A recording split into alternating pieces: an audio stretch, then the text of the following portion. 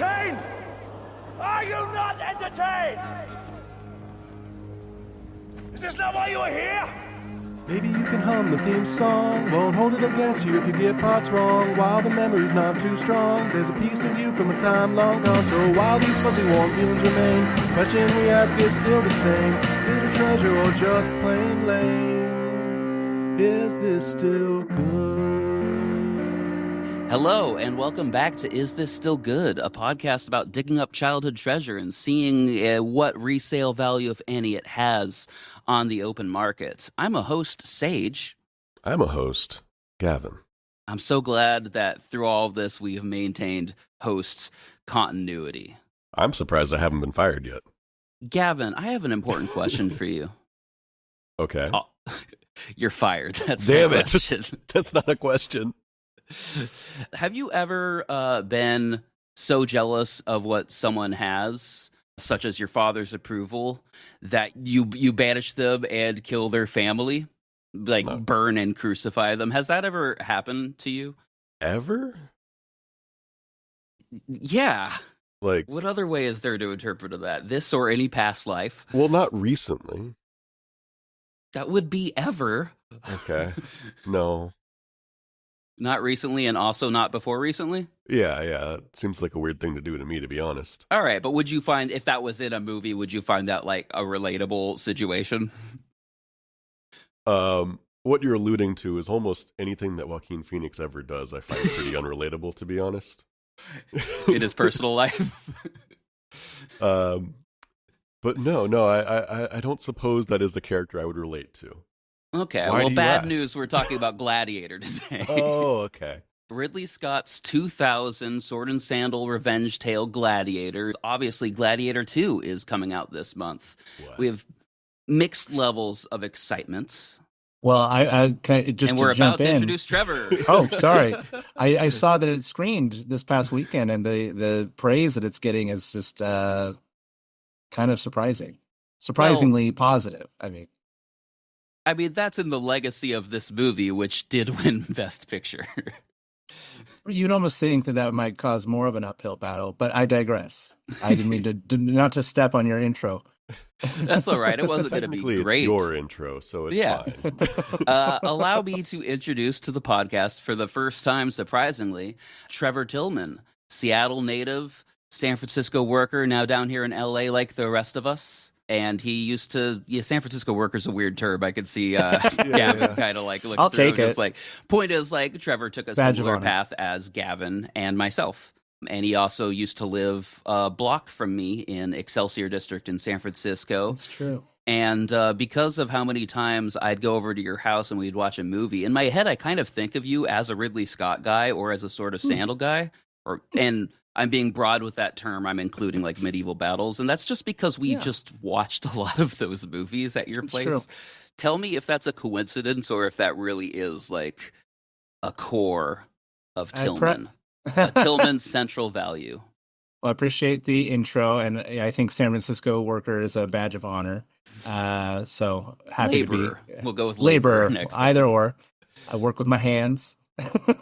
I earn an honest living. As far as I love epics. I've never been that reflective as to whether I have if I'm predisposed to sword and sandal epics.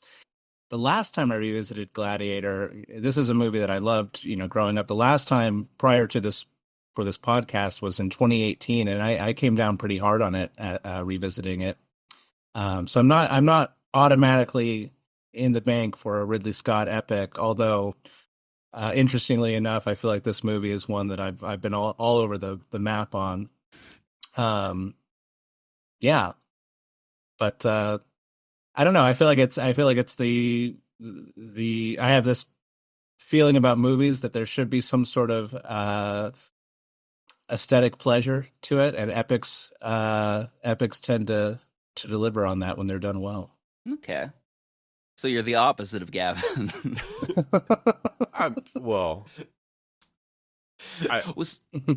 There's two things that got me excited for this episode.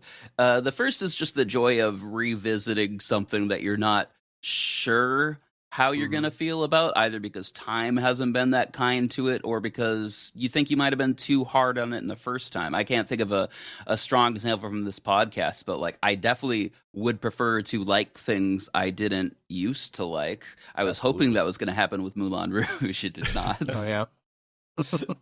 Or like trying to convince Gavin that maybe he's wrong about some closely held beliefs about movies. Mm-hmm. And the other thing is, I really want to. I want to understand why you don't like sword and sandal movies, man. Oh, is this a thing? I didn't realize. Not a fan. They're not my favorite. And, Okay. you know, sometimes I've been wondering lately if that's just like I'm not super into period pieces.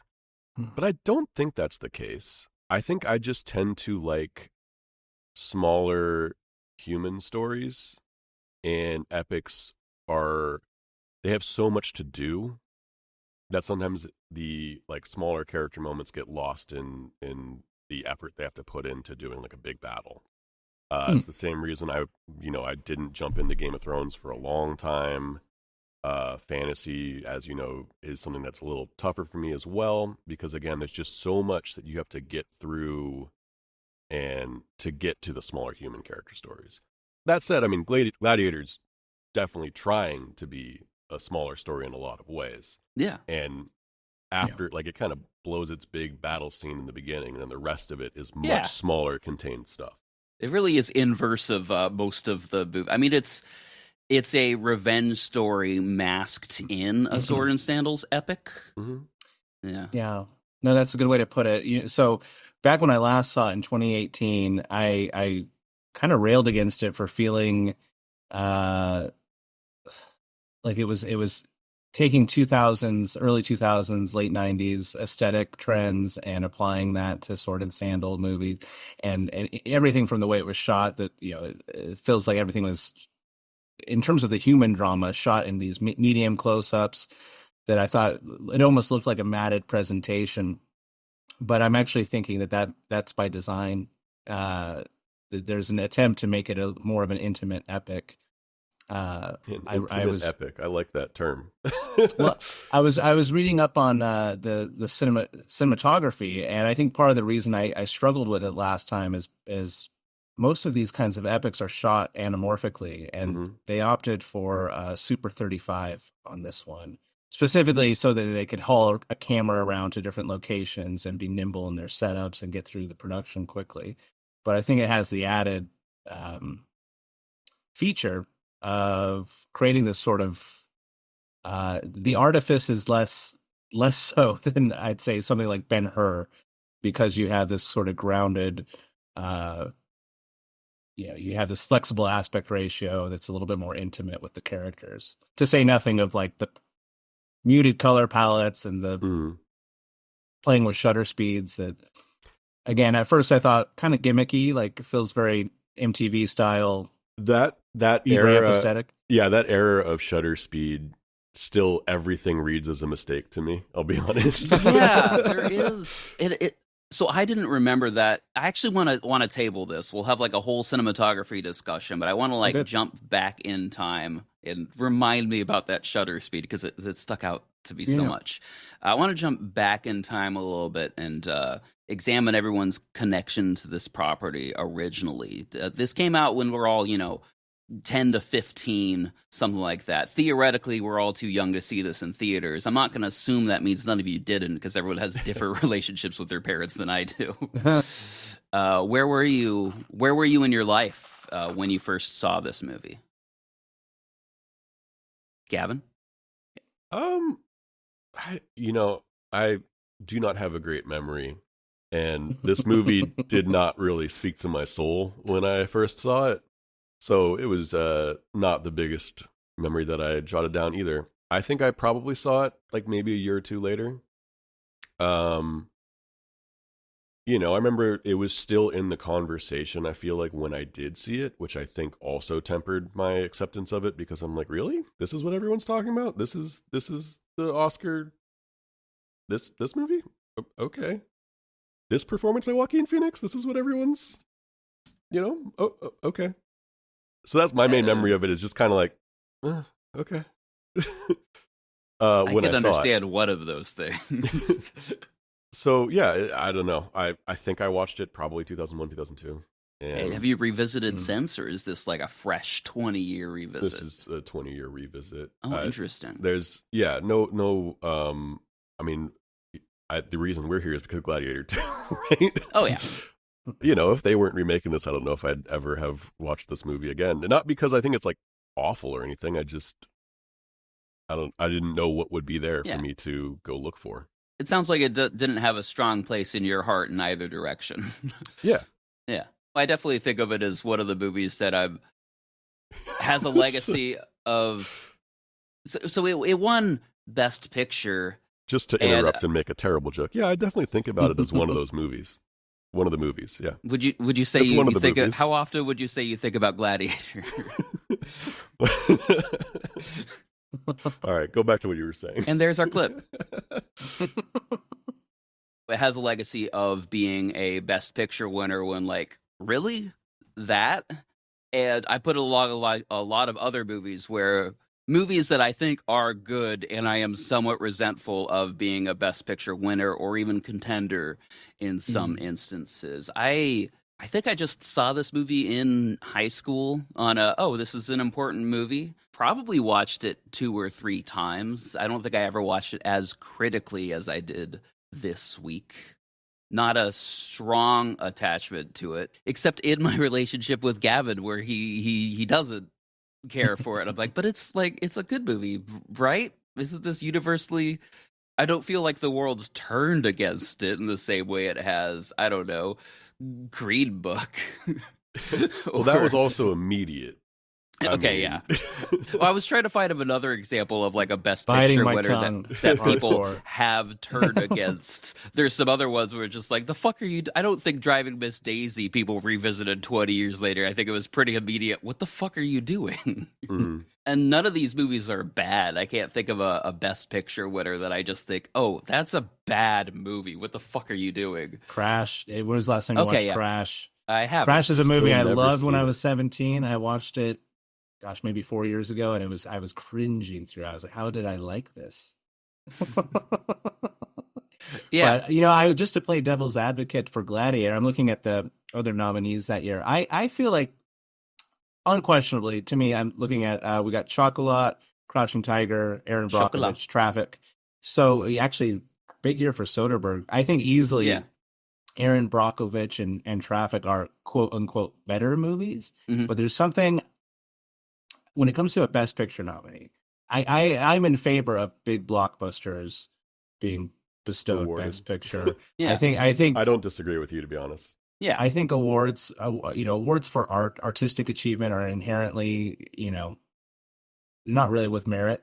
But I think in terms of what, I really don't think so. No, I 100% agree. But I do think You mean like art for art's sake being rewarded? No, Or- I just mean saying this is the best. And Yeah, there's just it's silly. there's no qualitative metric to come to that. What if it was Best Achievement in Picture? What if that's what it was called? I just say this is my point around all of this is there's a populist element to Gladiator. The culture in 2000, I think, really embraced it, the movie going culture, and I think that speaks to something. At least of the 5 nominees, I don't know that I would have given it to someone else. It is interesting that Ridley Scott didn't win. Yeah, but Traffic is a little bit more esoteric, and I don't know. I again, it's kind of going back to that broad appeal. I think Traffic is phenomenal, and has weirdly become underrated. And I mean, Aaron Brockovich, somewhat forgotten, which I guess is a tight Venn diagram with underrated.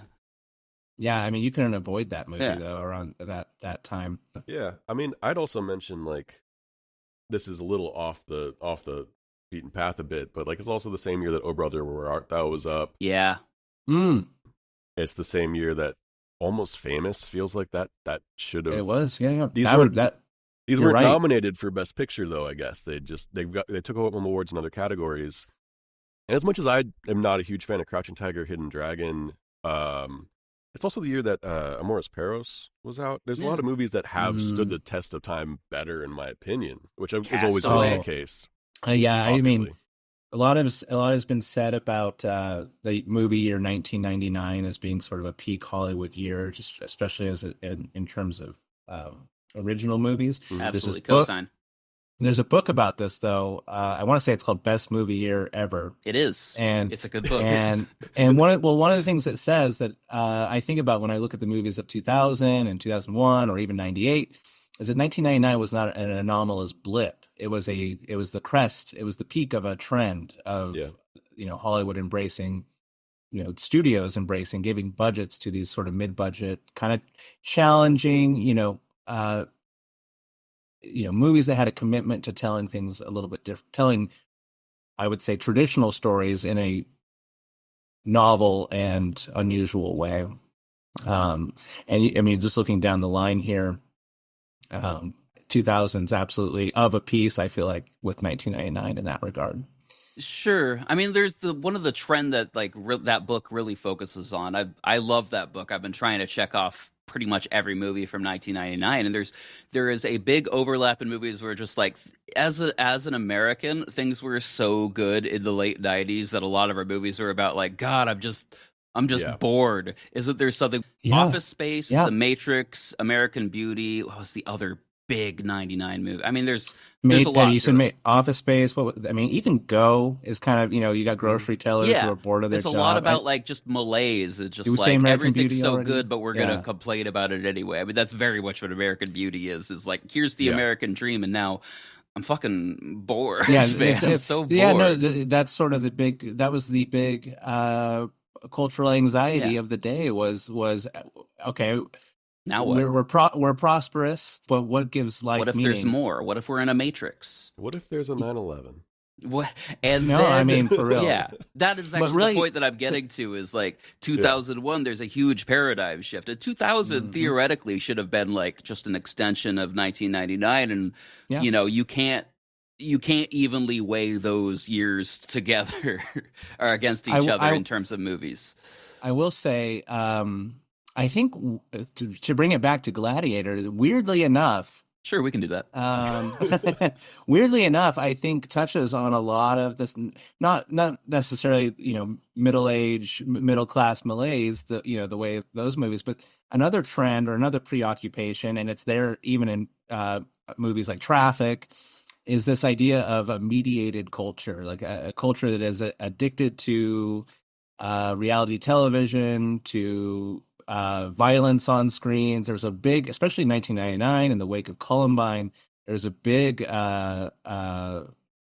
public outcry, perhaps some might call it a hysteria, around violence in video games and in media and television. Oh, yeah. And this most recent viewing of Gladiator, if I have one criticism of this aspect, it's that it's a little on the nose. You have these scenes with senators kind of talking openly about how they're fooling the masses or distracting the masses with sport and entertainment, while Rome crumbles from within. Mm-hmm. It does feel like tapping into this notion of, the 90s being post-Cold War, the end of history, the halcyon days, which is what Rome was right before the fall. Watching that in the context of 2024, it feels a little bit more prescient. Fair enough. If only someone would make a movie where there was like a new Rome that was in decline and maybe like a special savior boy that could save us all.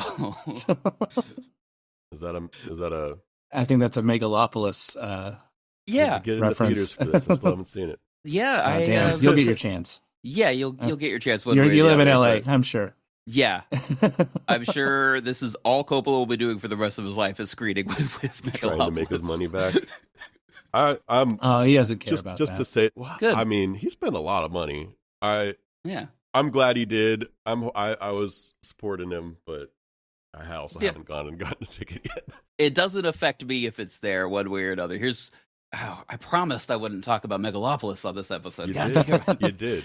Gladiator. We're going to actually, because I didn't finish our little memory corner. Trevor, where were you when you first saw Gladiator? How many times have you watched it, etc.? So I definitely did not see in theaters, regrettably. I remember it being pretty...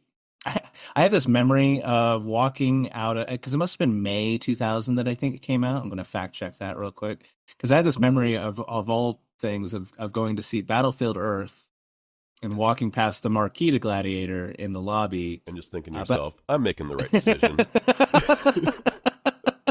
I have a distinct memory of watching it like on pay-per-view back when that was a thing.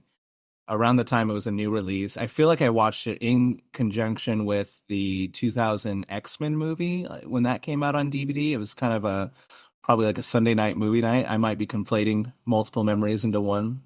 But then Gladiator became kind of a comfort food movie in a way. Like, so I was 12 when it came out, and anytime I would, play hooky or call or be sick from school, it was one of those movies that I would put in at home and just kind of absent-mindedly watch while not doing anything. And so I always loved it. I mean, I don't know if I would have called it a favorite movie. It was when I watched it in 2018 and didn't like it so much. It came as a surprise to me, given how much how much I watched it as a kid. Sorry, that was my cat. That is such a good punchline. What a button. Well, we could definitely move into Gladiator now. And Gavin, I would encourage you, for all the maniacs out there who clicked on this episode without watching Gladiator, would you like to speed run this for us and tell us what happens in Ridley Scott's Gladiator? Okay. I'll do that, but I'm going to call all the character names by their actor names because That's Roman fine. names are nonsense. So we've got Russell Crowe, who's leading the Roman invasion into Germania, I believe it might have been called at the time. They're like, we're all civilized. Those Germans, don't they know when they've been beaten? The gall of those people. They were beaten. They were beaten real bad. There's lots of fire and sword stabbing. And the king's getting old, but he's still hanging out with the boys, And his son rolls up after the battle's done, his son Joaquin Phoenix, who thinks knows it's time for him to take the throne. And the king is like, sorry, bud. We get it. Your cat's purring. Can you not do that by the microphone? Sorry, bud. Okay, my bad. I think that Russell Crowe is going to have to take over for me as we cede our power back to the Senate because royalty is maybe not the best idea. It was cool when I was in charge, but yeah. You don't seem like you're going to be a good ruler, and I think you know that, right? And Joaquin Phoenix is like, fuck you, daddy, and hugs him to death. He does hug him to death. And then he hits on his sister a lot. He asks Russell Crowe if he's down with the crown, and he goes, no, denies to shake his hand. And so Joaquin Phoenix murders his family and sends him off for death. But Russell Crowe ain't no clown. He escapes into the woods, but on his way back home, finds his family's dead and crumples, falls asleep, wakes up in slavery. Now he's a gladiator. He starts fighting, but he's angry about it. And then his slave owner is like, hey, man, you should chill out and like hang out and be like a cool WWE face. And he's like, okay, I'll take a face turn. And that's how you get to go back to the Colosseum in Rome, where he starts running into Joaquin Phoenix again. And he's like, I should kill this guy. He's really frustrating. And then he doesn't. And then Russell Crowe kills him. And yeah, I think that's that was a speed run. We'll sprinkle some lions in feel there. I feel like we'll add a child. One key element that is missing from that. That he has a black friend. You're right. He has a black friend too. Yes, that. No, his goal is to win the crowd. His goal is to win the crowd in order to get to. Yeah, lest they be not entertained. Because that's how you get to kill Joaquin Phoenix. Sure. Exactly. Well, I feel like that's an important thematic element tying into, what we're just talking about, the kind of the contemporaneous nature of the movie and what it was speaking to circa 2000. The movie that keeps asking, are you not entertained? Yeah. Yeah, literally. I hope was that on the poster? That should be. I'm looking at the poster. I don't see a single tagline. The tagline is Russell Crowe. Yep. That sounds about like that was the marketing at the time. Because this was also was this Joaquin Phoenix's break? I don't think I was just going to say, so he had done a lot of indie work, but I think this is pretty much his major, for a lot of audiences, including myself, this was his first kind of marquee role. And I think it's really interesting that, if you are a, average Joe moviegoer in 2000, the most you might know about Joaquin is that he's the younger brother of River Phoenix. Right. And it feels like there's perhaps a little bit of that baggage informing the role, this idea of someone who, is in the shadow of someone who's considered an icon and beloved. And, I don't know if he was consciously tapping into that, but it feels like Ridley Scott might have been in the decision to cast Joaquin Phoenix. Yeah, I'd buy that entirely. And I will say he was great as Max California in the underrated 8mm. I just saw him in U-Turn for the first time, which I thought was underrated. Now, Gladiator was definitely the first thing I'd seen him in. I did watch 8mm later, and I'm a big fan of all the James Gray movies where they let him physically fight Mark Wahlberg. That happens more than once. I just watched an excellent movie with him, directed by James Gray, called Two Lovers. Did you ever see that one? I have not. I've got some James Gray. I haven't seen The Immigrants.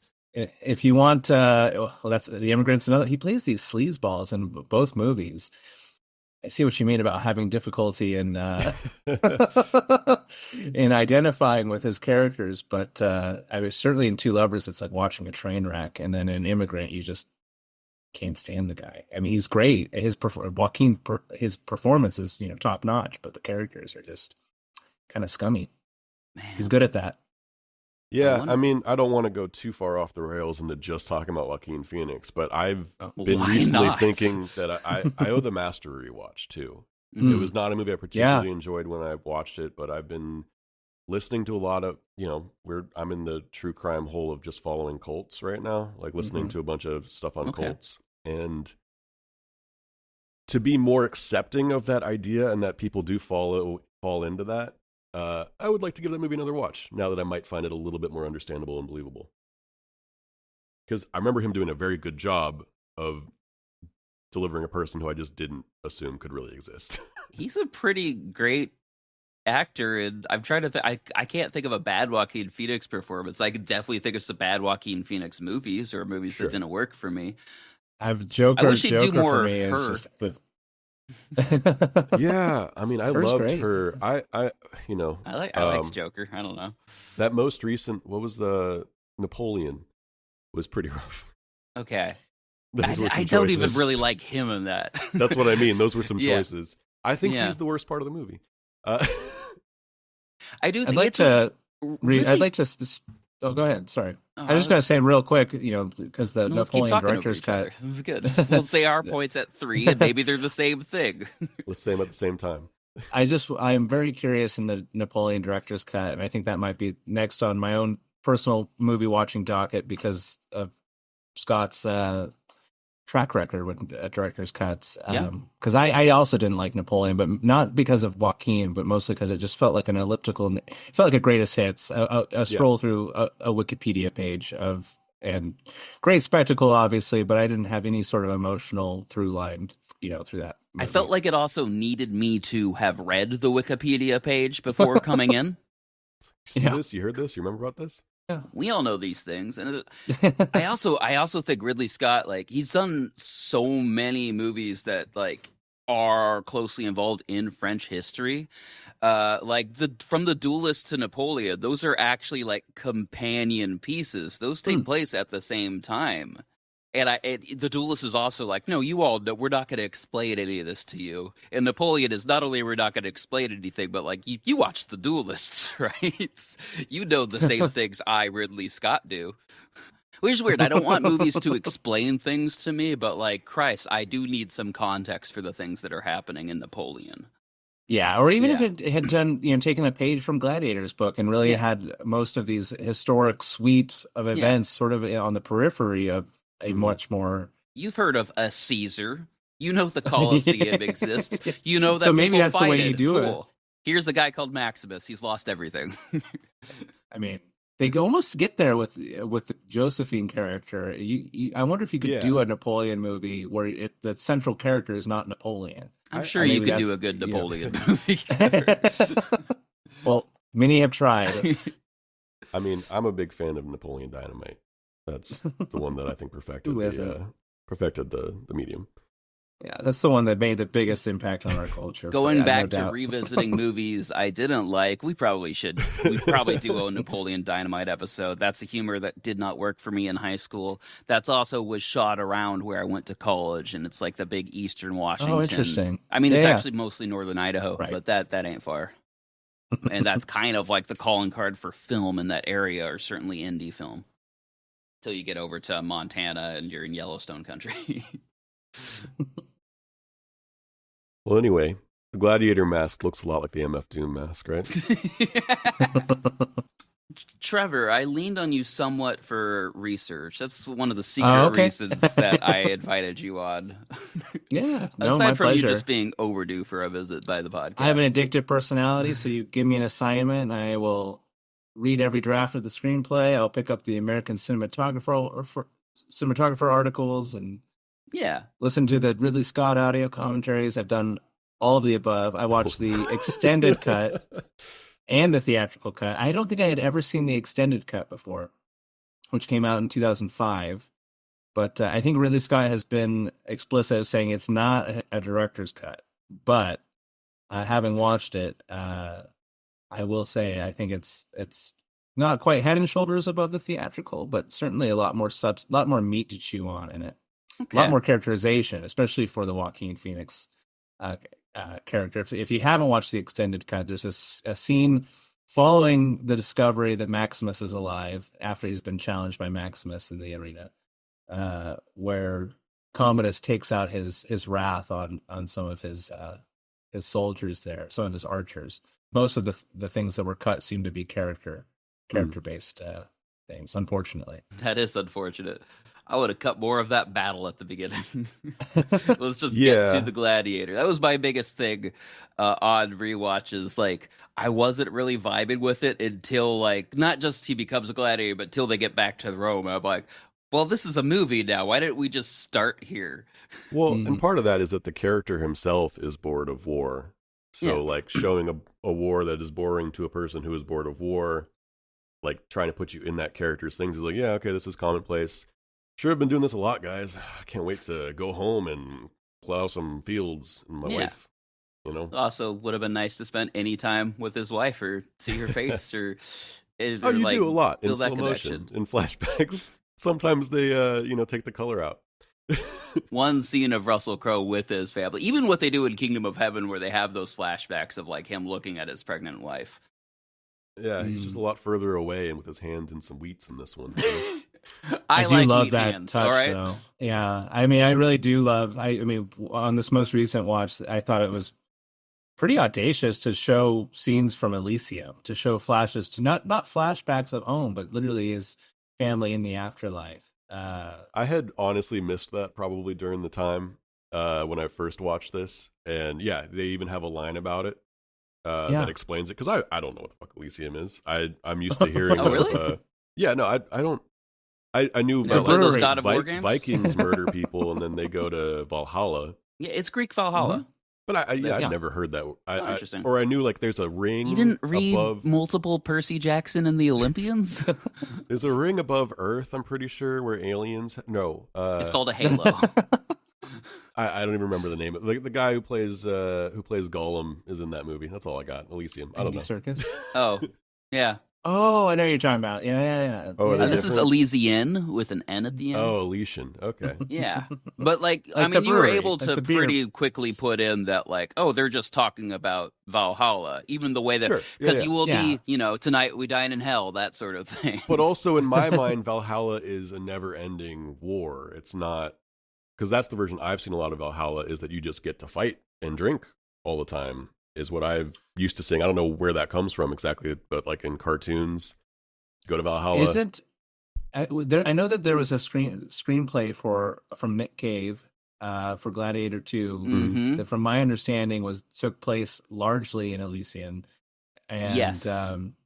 and they resurrect Maximus as some sort of God of War type figure, and you literally see him in every battle of Every human battle throughout civilization, history. leading up into him being a Pentagon employee. What? That sounds Yeah. nuts. No, it's nuts. Like, it's Gladiator 2 sounds cool, but like my whole life I've been like, there is a version of this movie that I've also heard it pitched as almost a God of War movie. If I remember correctly, and I'm half remembering a lot of things right now. Maximus gets he arrives to Elysium, but his wife and kids aren't there because they didn't die in battle, they didn't die in glory. So he's trying to get his wife. They're they're waiting for the river Styx and kind of like that version of purgatory. And he's trying to barter with the gods to get his wife and child there. And it's like, sure, if you enlist in war for us. So it's almost like a God of War movie. And like, I would be curious if they could somehow salvage that as an original screenplay, because it sounds batshit crazy. It sounds like it would do better Animate it. as a honestly, like I wouldn't want the baggage of Gladiator hanging over that. I'd much rather that was its own thing. It's almost like Highlander 2, the quickening, or like, what the hell does this have to do with Highlander? Yeah, which I wish more sequels would They're do. from another planet. Well, it's also it's hard to jump into a sequel like that's its own thing. You're not going to get new people coming to it as often. Yeah. It's a much harder sell if they like weren't into Gladiator or skipped Gladiator. Right. Yeah. Now, what if Gladiator was in a mental institution and was also a musical? Is that a joke or two? Yeah, obviously. Okay.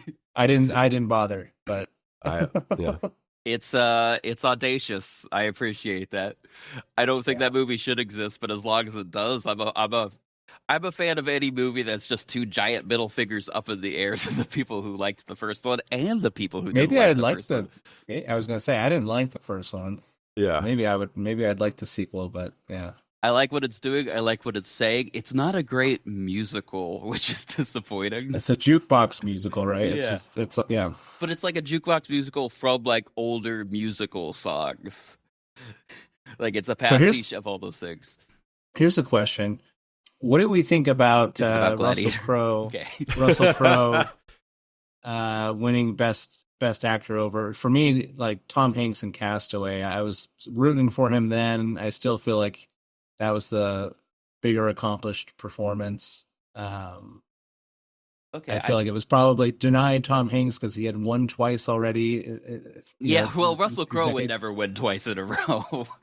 Oh, Russell Crowe. Well, I mean, did you He see does. The Insider? Did you see The Insider the year No, before? Trevor, I'm saying he does win twice in a row. He wins the next does year he? for A Beautiful Mind. Did he? Yes. I'm fact checking you. Maybe he didn't win, but those were the two Best Picture winners in a row. Yeah. I thought Chicago won in 2002. Maybe you're right. I'm looking at it. I'm looking this up. Because like people talk about Gladiator being You're right. surprised to Best win. Picture won. A Beautiful Mind's a much more surprising pick. That's not a great movie. Never saw it, actually. Well, Who won Best Actor in 2002?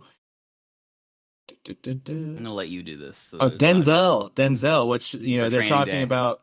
They're talking about Gladiator 2 being a front runner for his third Oscar. Denzel. Speaking of multiple Oscar winners, Okay. Yeah.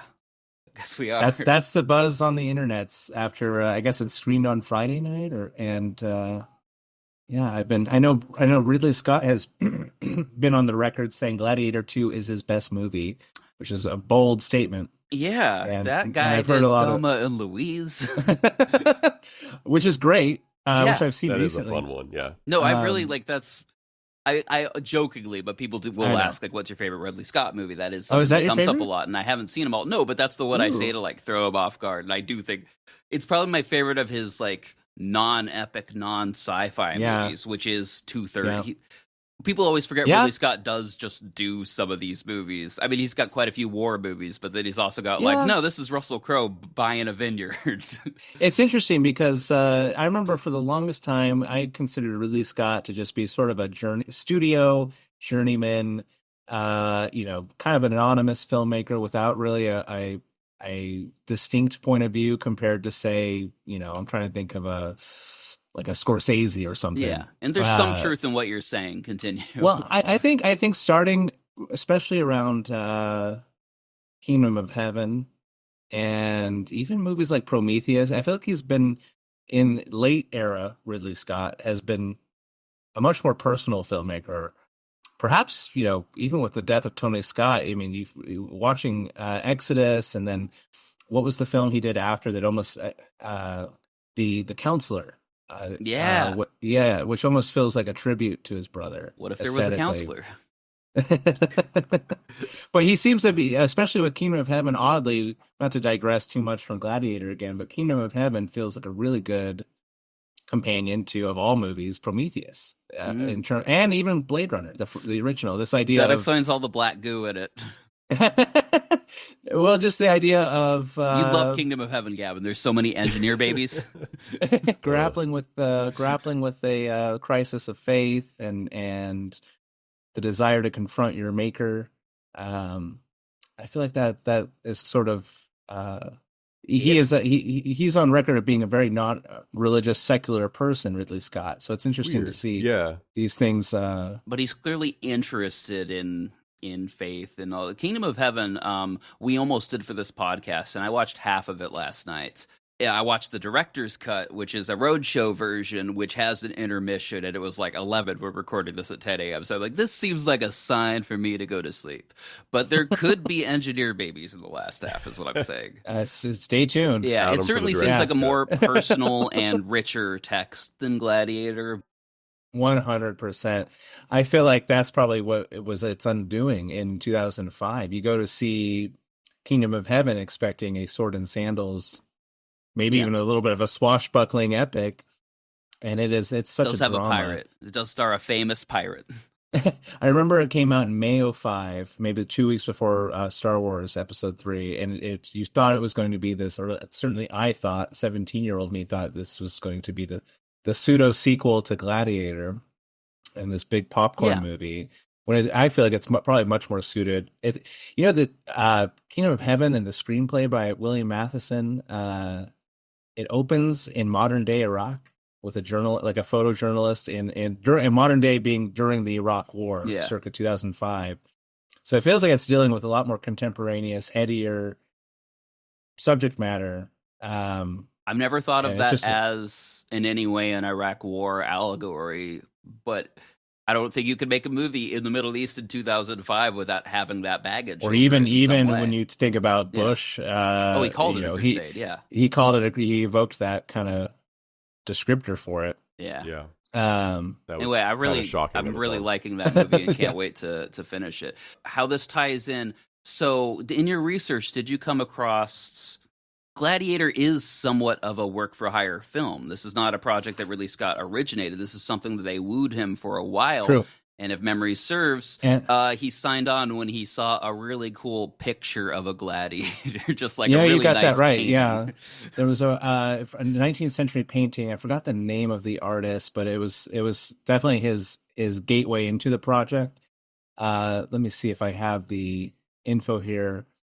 So the original screenplay, the project originated with David Franzoni, and you can kind of see the evolution once Ridley Scott joined the picture. So that script is what got Ridley Scott on board, and it's very much a meat and potatoes revenge. I would say almost a pulp Gladiator concept. And then respectfully, Ridley pushed David Franzoni out and brought on John Logan, the playwright, to really spruce up the dialogue, the characterizations. Even the Connie Nielsen character was given more center role in subsequent drafts. And it's interesting because back in 2018, when I saw it, I thought this is only good, and I don't feel this way now, but at the time I was saying this is only good if you consider it elevated pulp.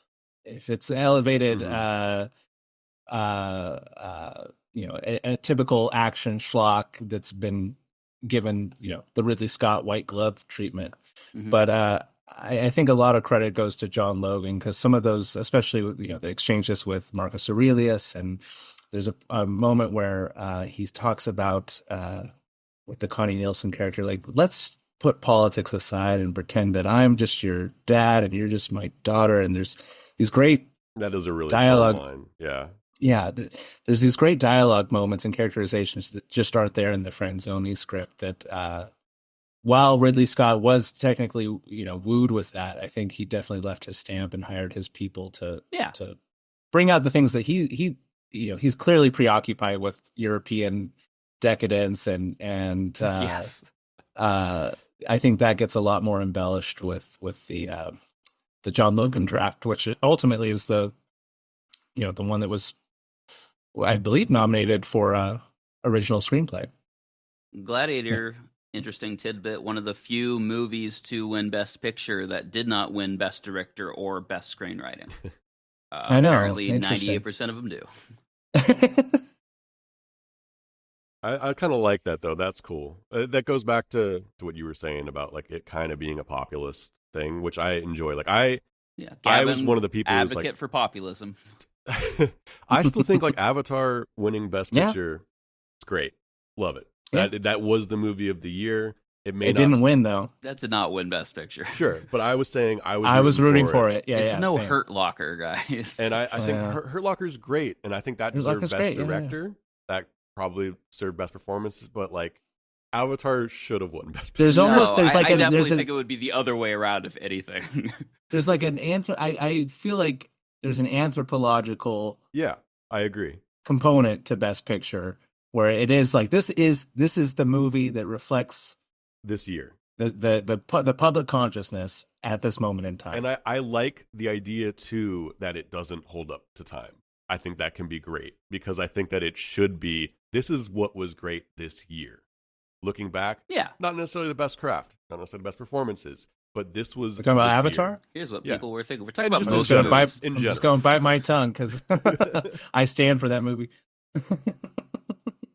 You were talking about Ridley Scott being a journeyman director and kind of the almost lack of through line. I disagree with that, but like what always I don't subscribe to that opinion anymore, but certainly at one point. Yeah. What always stuck out to me with him is that I've never seen someone who was so clearly a production designer moving into directing. And I think that that's part of, honestly, how he's choosing these projects is like, oh, you mean I get to recreate Rome? He's a lover of aesthetics. And his background was in advertising as a graphic designer and then production designer. And his first, I think The Duelist, he directed when he was in his 40s by the time he made his feature film debut. But no, I think, and there's behind the scenes tidbits of him. He's a great illustrator apparently, and if he needed to communicate something to his production team, he was just like, "Give me a pen and paper, and let me draw the frame for you. This is what it needs to be." That's the thing that's the thing that's so exciting, and what I think works so well with him when he's paired with either sci-fi or historical epic. Like Blade Runner was known incredible, and that's for like the magazine stands that are just in the background were populated with actual publications that would have been appropriate for the year 2015, for the movie. So even the most off camera, innocuous kind of textural detail that no one will pick up on is accounted for. I'm sure it does wonders for the actors on set, to have that level of detail. Yeah, it's a real elevation on, like, Star Wars came in and gave us the bogged down, like, used up future, and like going into Alien, going into Blade Runner, going into these worlds where he's just taken it to a place that is so much grander in its vision than I think even Star Wars could do, or a lot of these movies, just the way that there's like a maturity. Yeah. And I think Gladiator is also a testament to that. And I tend to turn my nose up when someone, like, we've talked about Eggers. I love some of his movies. his emphasis. I do love some of his movies. Me too. They're not the same movies. His emphasis on recreating the world as it was is something that I tend to not put importance on. But if you take that seriously, it really can fill out the rest of the movie. In the case of Eggers, I feel like it grounds it in such a degree of realism that when you get into these fantastical elements, like in The Witch or certainly in The Lighthouse, that it just feels that much more unsettling because you've been immersed in the realism, the verisimilitude of the world that he creates, especially through language and the vernacular in all of his movies. That almost seems to be his calling card. Sneak advertisement for our Nosferatu episode coming up. Continue. Oh, really? Synergy. Hell yeah. It's interesting. So there's a wealth of documentary material on Gladiator, thanks to all of the releases it's had on Blu-ray and whatnot. And I was watching like a 3-hour documentary on it yesterday, just on the supplements. No, it's great. I mean, and when I say watching, I mean, I maybe, did the dishes, I maybe, clean the apartment while it was on, but point is, what Ridley Scott brings to his movies is this sort of impeccable taste, this sort of refined taste, which I'm sure comes out of advertising. But certain references were made to on the material to like Lord Byron. Like this was supposed to be the Byron's Rome, and in Maximus you have the Byron hero, this conflicted person who is honorable but also alienated and motivated by revenge, and he brings this sort of 19th century romanticism. I think that's there in the art that they reference for the film. To you can even see it in movies like which I think is highly underrated, but for All the Money in the World, this sort of preoccupation with. That's a movie I've forgotten about. Yeah, and unfortunately, it's best known for the Spacey erasure. Yeah, but no, even that, I feel like he has this preoccupation with the romantic, capital R romantic European aesthetic that really, again, it's all serves to elevate Gladiator from being what could be, and I think probably inherently was more of a B movie, to being something that can be considered prestige enough to win Best Picture. Yeah, fair enough. I'd like to pivot a little bit and talk about how this movie is shot, mostly so we could talk about those shutter speeds again. Oh yeah, because that's the thing that like was so present, and specifically I'm talking about the choice to kind of just jitter frames instead of doing a more like classic slow motion. Yeah, and I can think of this through a lot of movies from like the mid 90s to the mid 2000s. Saving Private Ryan, and it's more of a thing. Yes, Saving Private Ryan, Three Kings does this. Yeah, I think of it more as a Tony Scott thing, because Tony Scott goes hard with this, and like Domino basically feels like you're watching it through. Oh God. Domino, and also like Oliver Stone at the time. Unstoppable does it a ton. It's almost a little bit of sensory overload, but I think I was a little bit more forgiving on this. Like I said, in 2018, it just irked me, and I hit a major snag watching it, and where it felt like, oh, this movie is fucking dated. Watching it now, I think at least I can at least be sympathetic to, I think, the motive, especially when it's very similar to Saving Private Ryan, in that you are being put in a very literal sense in the subjective point of view of Maximus, and what is it like to be a general on the ground, in battle with a tribe of barbarians in Germania, or in the middle of a gladiator battle. I personally prefer let's put the camera far away and hold on the action and get an objective kind of omniscient viewpoint of the action. But I can at least appreciate the fact that they were going for something different. They were trying to, I think, take a modern approach instead of doing the anamorphic Ben-Hur, Lawrence of Arabia, grand canvas, and do something a little bit more textured and real. Not to keep using the word textured, but literally the grime and the sweat, and you can see the pores on the skin. There's almost this bleach bypass kind of very much so aesthetic that, at least during those Germania opening sequences. Well, like the first like half hour of this movie takes place during dusk. It feels like, or Yeah. it goes from a gray movie to a bright yellow movie. Yeah. And at that point, I'm so thankful that we are in the desert, which is not usually, I mean, it's also a barren landscape. We're going from like the woods to a barren landscape, but at least there's color. Yeah. I was going to say, it's a lot more colorful than I had remembered it being on my last viewing. On my last viewing, I wrote a blurb saying this movie is ugly as sin. And I don't feel that way on this most recent viewing. In fact, I feel like even with like the Elysian scenes, and there's almost this might be my own projection, but like it feels very deliberate in a movie like Napoleon. And I wonder how much of it was a conscious choice in Gladiator to have this almost tinting effect, this almost silent film. It's very much, part of the trope of the silent epic is to have different narrative strands be color-coded with tinting. And really felt that with whenever it cut to Elysian, and you have this almost predominantly blue-gray, kind of gorgeous, almost magazine spread kind of glossiness to it.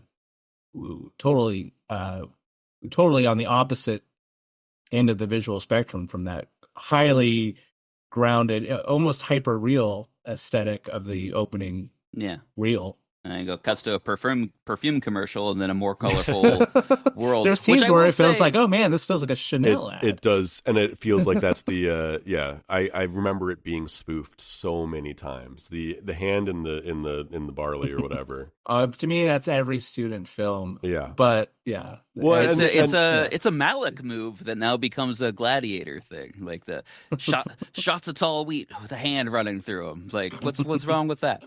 Yeah, I mean, and I will say, like, I do find by the end of it, all of those choices are actually very effective because, again, it's a movie that's trying to communicate, like you're saying, a point of view. The beginning is sterile and clean because he is bored with it. This is not a place that he wants to be. And even though the color returns after his point of living is gone, which is he's a now choice. singular focus, and he's filled with rage and fire, and that's where the vibrancy comes back from, is he at least has a point. I do think, like, overall the movie is really beautiful and good looking. Given what it's trying to effectively communicate, it does succeed at what it's trying to communicate. One of the things that makes revenge movies such easy viewing, to a certain extent, is you always know what every single character wants because it's always so simple. That's what makes a lot of movies suffer, is like you're not clear. It's like, no, you know what Joaquin Phoenix wants, you know what Russell Crowe wants, you know what everyone involved, because pretty simple motivations. And they get slightly more complicated as it goes on, but like it's archetypal storytelling. Sure. And I think that's partly why it's a huge blockbuster hit. Yeah. It's universal, and it plays, I think, better. I mean, I can't say that it plays better now, but it seems perfectly appropriate to revisit this story with Gladiator 2 in the 2024 politically fraught, decadent era that we live in right now. Yeah. It's certainly any commentary, intentional or not, around media and it being essentially the opiate of the masses feels even more pertinent. Sure. Yeah. This is 2000. The internet was still, obviously in its kind of nascent. Yeah. Exactly. And now it just feels.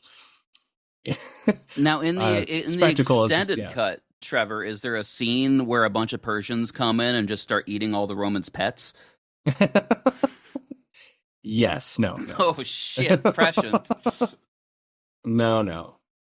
In the beginning, as I was watching it, and again feeling a certain way about it was effective again at making me bored in the beginning, and I was just like, do I really wish that I was watching 300? It's got the similar color palette. It's interesting, yeah.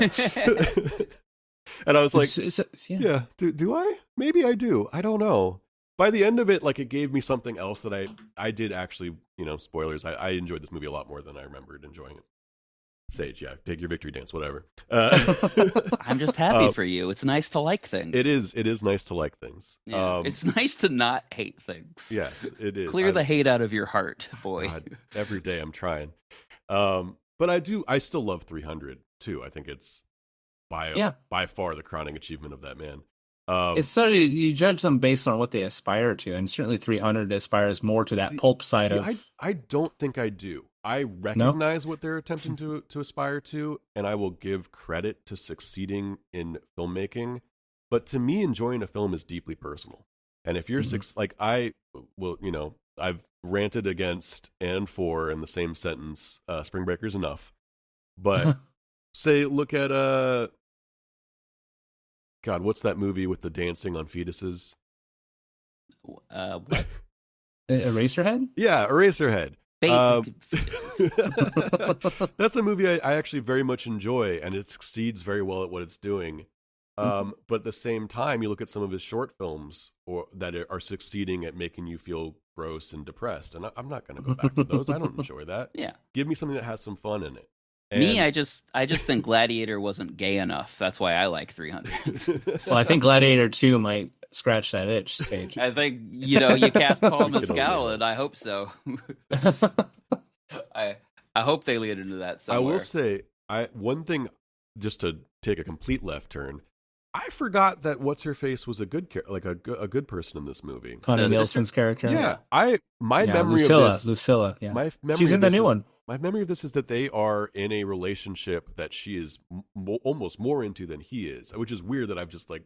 You're probably thinking of Dangerous Liaisons. Well, I think we're conflating it with Game of Thrones. I think it was weird to go back and watch this after Game of Thrones, where there are things in Gladiator that I remember being subversive. I'd never seen them in a film before, and obviously I'm watching it at 15, 16 and hadn't seen these things. But, there's a line where it's just like, can we get you a girl or a boy? And 15-year-old Sage goes like, whoa! And of course, now that's not a big deal. Or like Joaquin Phoenix clearly wants to fuck his sister. Guess what? I just watched 8 seasons of a show where that's the main plot line.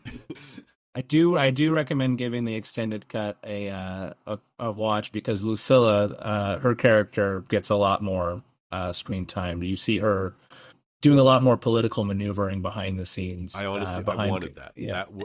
I am so into the movie needs a little bit more politicking. Absolutely. Yeah. I agree. That's one thing that Game of Thrones actually did very well and drew me in, and I was very surprised at. And this movie, with her character this time around, I was much more... At first, I was kind of like, oh, when she says, stop, Maximus, twice in a row with different inflections, I kind of giggled at myself. Or I giggled at it because I was on the fence about her, but as she kept going, she was one of my favorite characters. I thought she's great. Yeah. And that was and I got to say, that's a Ridley Scott contribution in a large way, because when John Logan got brought on, the first pass actually marginalized her character even more. And there's a great tidbit on the behind the scenes for Ridley Scott. It's like, blokes, we got one female character here, and you made her, you completely, camouflaged her now. But she fills in the tradition of great late 90s, early 2000s pragmatic female protagonists, which sadly I think we took for granted. Now I think if you had a character like Lucilla, it would be like you're somehow making a statement, as opposed to just having a strong, layered character with conflicting motives. And, she's obviously, she loves her brother, but she's fearful for her son and the implications, with him in the lineage. And what's interesting too is, I don't know if this is considered a spoiler, because Gladiator 2 puts it explicitly in the trailer, but Lucius, the little boy in the first film, is revealed to be Maximus's love child with Lucilla. She says something like, take your father's armor, or whatever it is. I mean, that's clearly in the sequel. We could see that just from the trailers, but I was wondering if that was... I was watching for that in this, and there's absolutely... I don't know if Ridley Scott had this literally on his mind, the way he had, Rick Deckard is actually a replicant. Yeah. But there's definitely an allusion to their history. Makes it weirder that he keeps saying, oh, that would be the same age as my other son. Right. Like my son's also... I was never clear if the movie was implying that, or at least making it as a possibility. I will say the way that the theatrical version currently is, it's kind of a bummer that they introduce actually Maximus and this lady were dating. I was like, really? He was dating the Empress? They had a relationship? This whole time you've been like pining after your wife, and it's like, hey, how about like don't make out with this woman in this movie that's about how you miss your dead wife and just want to accomplish one thing and then die. Like this is another movie about a character who just like really wants to die but has some stuff he has to do first. Yeah, and I mean they end it with, it's like, a happy ending. I'm gonna die of poison because I'm literally have nothing else to do in this movie or on this planet. So off I go. Yeah, my arc's done. Let's go to a wide shot and have everyone empty out slowly, and then my black friend will just hang out in the Colosseum by himself for some reason. I also like the idea of like, all right, you're emperor for 15 seconds. Go. What are your commands? Oh God, yeah. There's parts of this that are very silly, but I mean, it works. There's a lot of this that are very silly. It works on a smaller movie. We unfortunately have to blow through a couple things because of my schedule today. Sure. So we talked about cinematography, so I think it's only fair that we talk about sound for a little bit. I guess.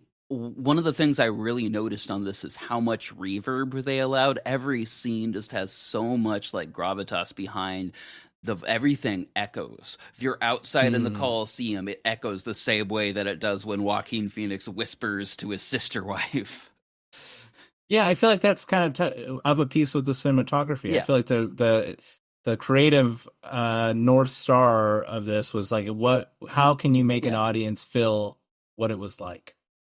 Even the stylistic embellishments, like shutter speeds and reverb, it's all a hyper realism.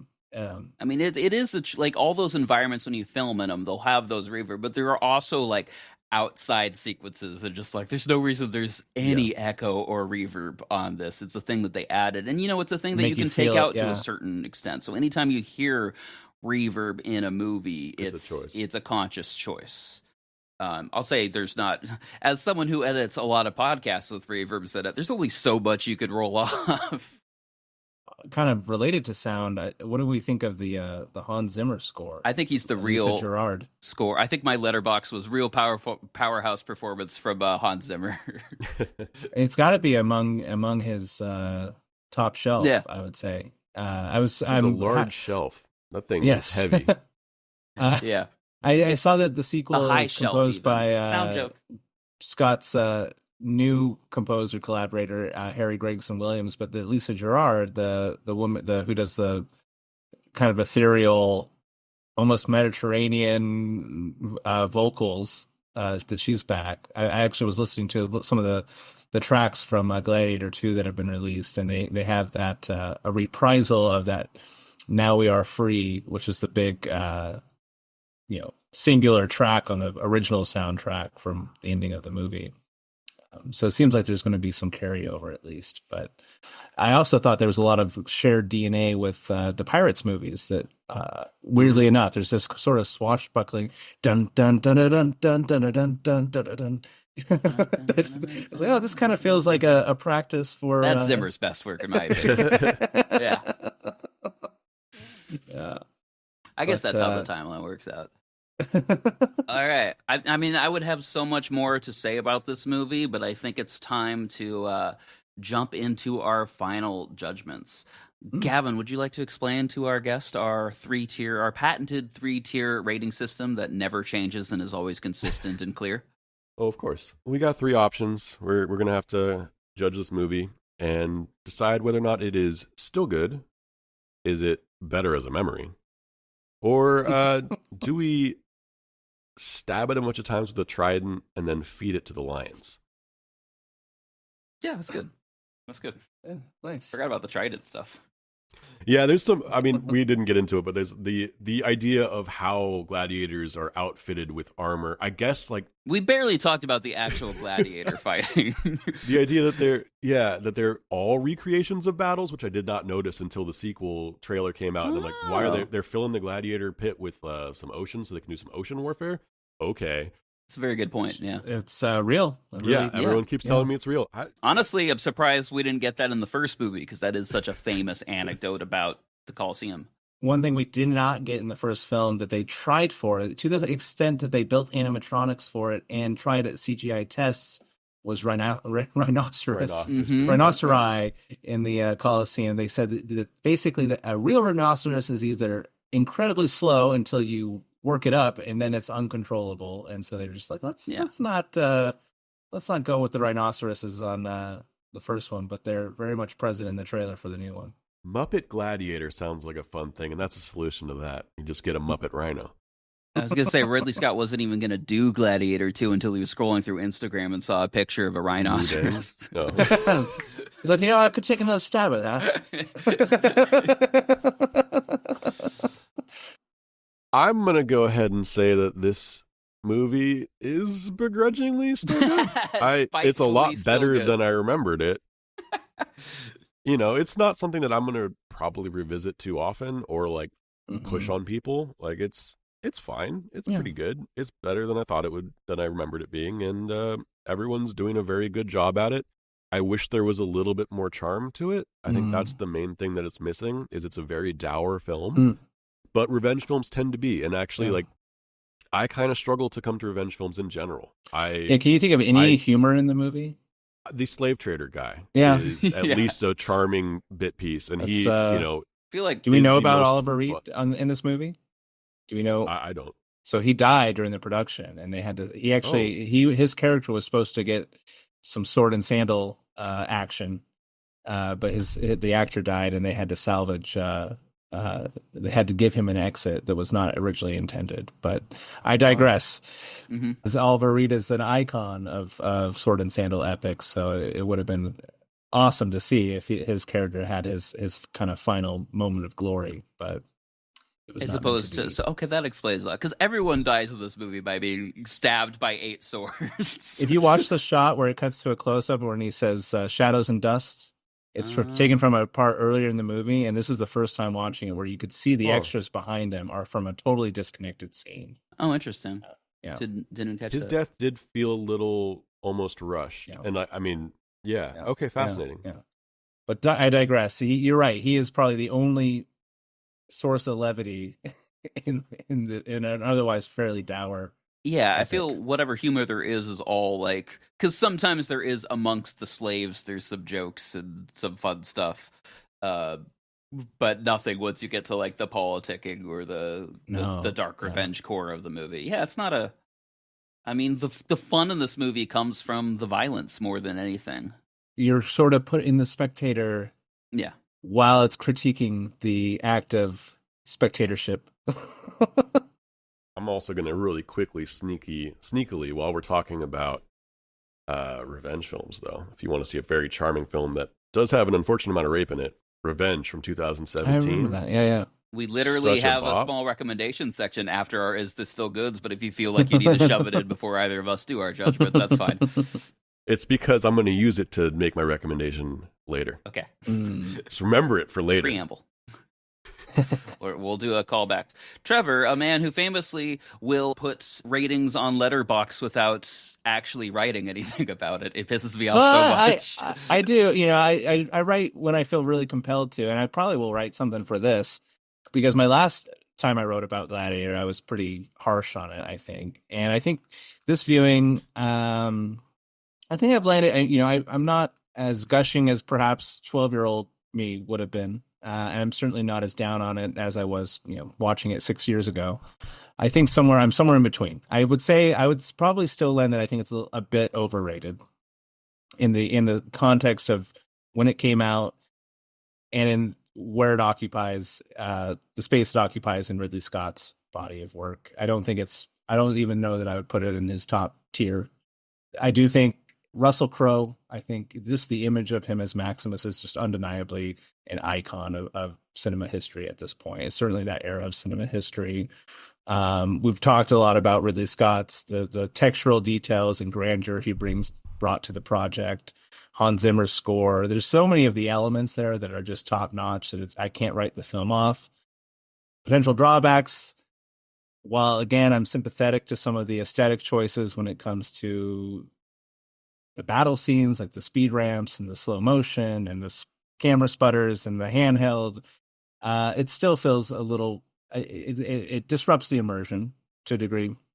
For me, you can say slapdash. Little slapdash. I don't know. I suspect, I could be totally wrong about this, but just judging off of the trailers for the new one, I suspect that they don't keep, even though it has the same cinematographer, same production designer, for the most part, the same creative team behind it. I suspect that that's going to be a difference. I doubt that it'll have that same action style that was so prevalent in 2000s. But in terms of, I would say it's a solid B+ for me if I had to give it a score or a rating. Well, specifically, we're forcing you into, is it better as a memory or is it still good? Oh. Or do you want to stab it a bunch of times and feed it the lights? I'm going to give it, I'd give it a thumbs up. I think it's, is that... in the Joaquin Phoenix. Yeah, exactly. Yeah, As in it's still, I'd say it gets to live. No, Sage and I have talked about this a bit. The beautiful thing about revisiting these things is that they do exist on a continuum. There could, I might have given this movie 2 stars out of 5 6 years ago and 4 stars out of 5 last night. And tomorrow I might feel totally different about it, just with another critical viewing.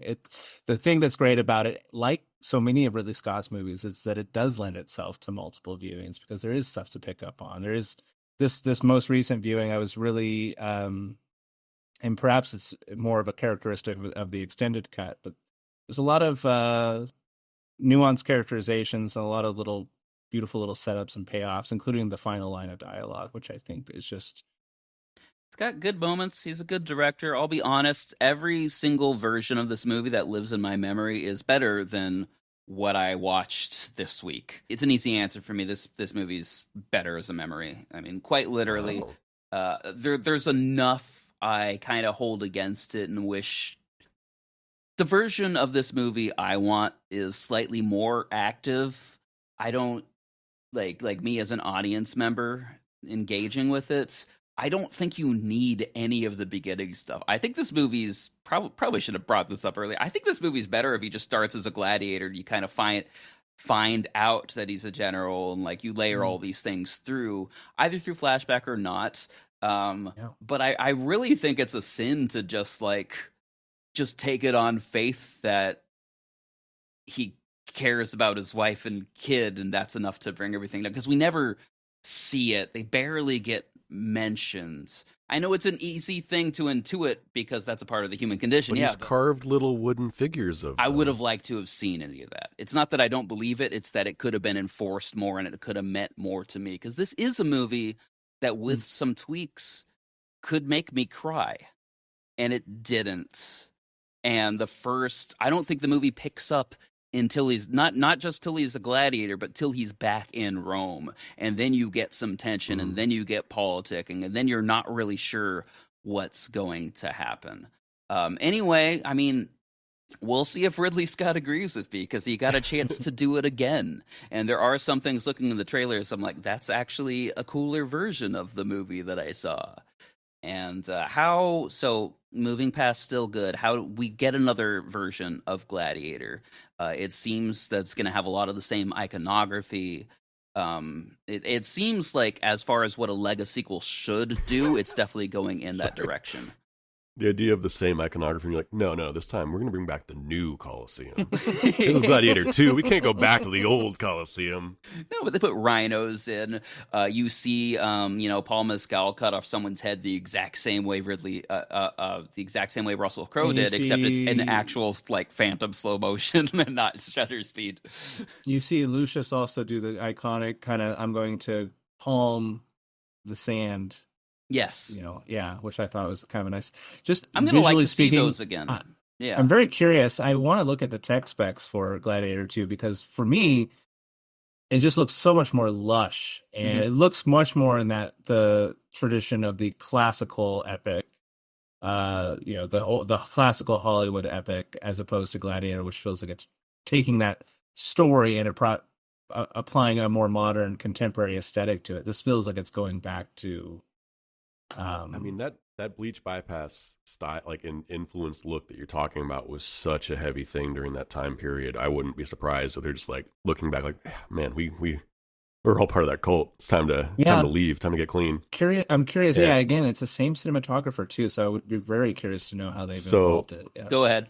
Sage was unable to find it so far, but I've actually listened. This is one of the most surprising interviews I've heard in terms of someone just complaining about their job. Like, I've really enjoyed, to digress a tiny bit, Pain and Gain is a movie I very much enjoy. And if you listen to the DP, that's one of the closest like complaints I've heard, where the guy's like, yeah, we shouldn't have shot in his house. Like, it was such a difficult movie. I'm working with this director and he's just complaining about me touching like things on his walls.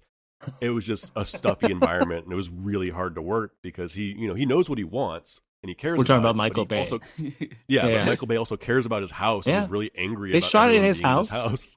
Yeah, then don't do that. Yeah, no, it's very funny. And there's an interview with the DP from Gladiator 2 and Gladiator 1, and he was really complaining about the modern era, and he's just like, man, Ridley gave in. Like, he just wants to finish his movie. He doesn't care about taking the time to like really set up and deliver shots. This was like, about Gladiator 2? Gladiator 2. Interesting. He's like, we shot with like 8 cameras for everything. You can't light for 8 cameras. You can't make pointed decisions 8 times at the same time. You also can't capture good sound with 8 cameras. I understand the preference for like, he's like Gladiator 1, we shot with a single camera. Most of the time things were which is funny because we talked about the idea of it being kind of slapdash in the battle scenes. And he felt like he had a lot more time to make decisions. Well, the other thing about the shooting in Super 35, it was open matte that they shot in, and apparently they did that so that they could settle on aspect ratios in post-production. So there was an aspect of like, we don't have a lot of time on the schedule, and we have an international shoot. We're going to do this so that we can basically be mobile, and then you have a version for TikTok. Have that extra latitude in the editing room to reframe as and which I think probably is what is why the last time I watched it, not this most recent time, where I thought this feels like I'm watching a matted presentation, because it is. Everyone's seeing a matted presentation. It was shot open matte. What other recommendations? What would Gladiator inspire you to watch? If you liked Gladiator, or if you're like me and you didn't so much. Well, I mean, I just shouted out Revenge. That movie's, again, has some pretty graphic stuff in it, but is very fun. It's a woman in the outback, seeking, first off, just fighting for survival, and then trying to hunt down and kill her rapist. And that's a lot more fun than it sounds. It's a movie that knows how to have a good time. It's extremely exploitational in the best ways, and it's very either Australian or French. I forget which. They're probably the same. Same countries, yeah. Sound the same. And from the director of current hit movie The Substance. So if you enjoyed The Substance, which you will, if you haven't seen it yet, go see that. Then go check out Revenge. Okay. Speaking of revenge movies, something that doesn't get served enough is Death Sentence, the non-horror, non-superhero James Wan movie starring Kevin Bacon. It's actually a part of the Death Wish series of books. Okay. I just think it's an incredibly well-directed revenge story. Dude, a gang kills his son and he, kills a bunch of criminals. It's Death Wish, but it's better. Is that a remake or no? No, but I think it was literally one of the Death Wish books and got adapted into something a little bit different. I don't think he has the same name, but it's not just, this feels like Death Wish. It's like, no, this was adapted from a Death Wish novel. They changed one word in the title. Trevor, got anything for us? To mix it up, I'll probably, instead of going with like revenge, there's 2 movies that weirdly they're gonna seem like off the wall. But I think I was gonna say Et TV. Explain quickly. So Et TV, I believe, came out in 99. Mm-hmm. Might have been 2000. 99, and it's about that craze of new media and it being the opiate of the masses kind of thing. It's almost it's very comparable to Truman Show, except it's Woody Harrelson literally being followed around by a camera crew knowingly, submitting his life. So funny. In my head, it's Matthew McConaughey. I feel like, is he in it? I feel like he might be. Okay. But I'd have to revisit that one. But the other one isn't even a movie I particularly like necessarily, but also Woody Harrelson, weirdly enough, not intentional, but I was going to say Natural Born Killers. Same idea with a commentary on violence on screens and spectacle of violence. That's also a movie that has this sort of nonlinear, it's one of the purveyors of MTV style editing that I think Gladiator was influenced by. To me, it's a little bit of sensory overload, but in terms of by design, by design, exactly. For me, it's numbing. It's a numbing film by the end, but possibly by design. Possibly by design. Yeah, exactly. If you're making a movie about violence in media and its numbing effects, then by that metric, it succeeds. Also, go watch Rome. Rome is great. HBO's Rome. Should have got more seasons. Just Forrest Gumping your way through a violent Rome.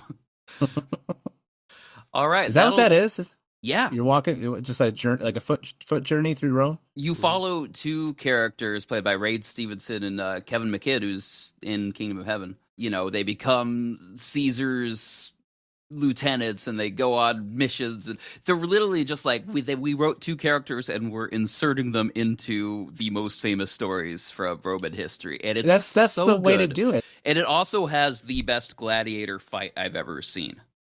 Like, hands down in episode 8. It's I know it's John Milius. John Milius was the showrunner for a while, but yeah, see, doing it from the perspective, I love that idea. It's the Star Wars, it's the arc, or really the Hidden Fortress idea. Let's focus on the two fools that are in the the margins of these epic events and focus on them. And later on, they play ping pong and they hang out with JFK and all those things. All right, that'll take us out.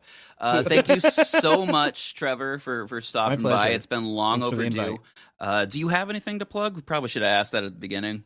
Yeah, I've got my own personal projects. Nothing that is needs promoting or plugging at this stage. But any socials, or do you want to stay hidden from people? Yeah, last name dot first name. I'm pretty basic. You can find me on all the things. Tillman.Trevor. Great.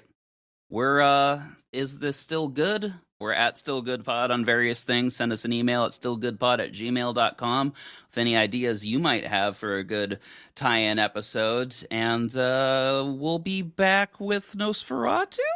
Ooh. Yeah. We will be back with Nosferatu. We could be doing something before then. Anyway, we all love you very much. Goodbye.